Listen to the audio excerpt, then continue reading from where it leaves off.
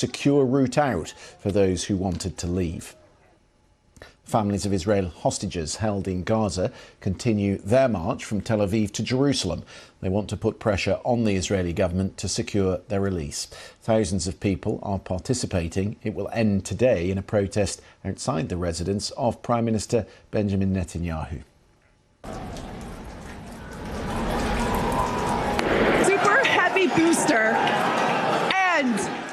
and liftoff. Part what's successful. SpaceX's Starship rocket did take off from Boca Chica in Texas, but shortly after, Mission Control lost contact with the booster and is presuming rocket failure.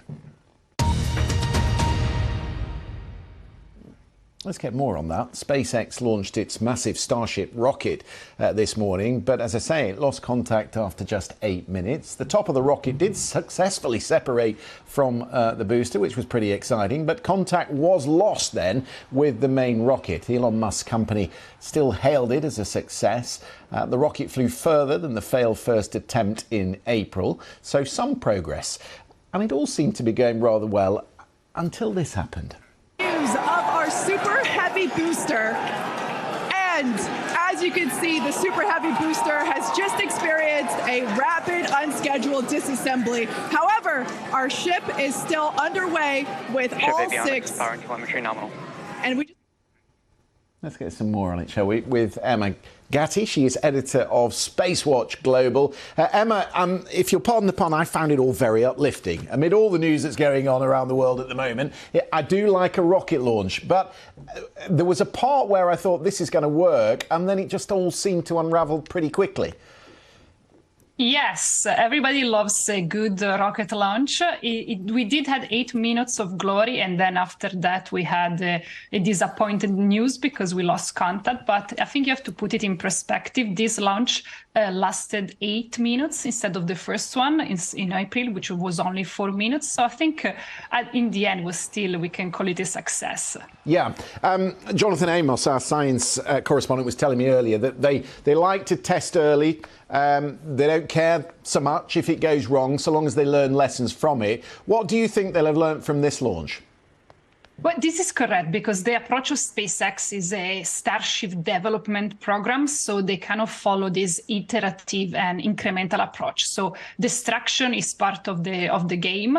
In this specific flight, they improved massively from the first one, because if you remember in April, they had 3 engines that they didn't even start. They aborted before liftoff, while this time, all the 33 engines, which are called Raptor engines, they were all up and running during liftoff. And this allowed Starship to actually reach what we call first stage separation, which is the most interesting part. This is what they wanted to test, because it's when the super heavy booster, which is the reusable part, actually detach from the Starship. So I think this is what they really wanted to gain data on. In fact, I think they said it. They said that this was the part that was really most interesting for them.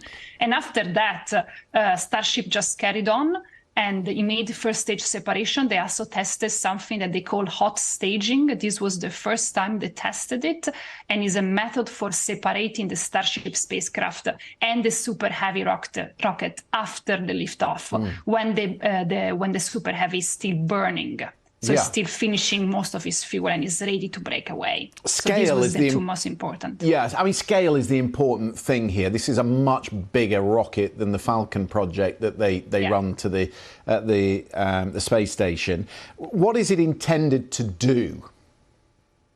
Well, I believe from Elon Musk's words, this is intended to take us to Mars, to occupy or colonize Mars, depending on which word you prefer. The idea is to build the heaviest rocket possible that actually can bring humanity, citizens of our planet, onto another planet in the safest way possible. Yeah, if it carried 100 tons, just to put that in perspective, it took them multiple launches to build the space station. I think that's around 400 tons. So you get an impression, actually, of what it could carry. In terms of setting up a base on the moon, which would be the first port of call, this is crucially important.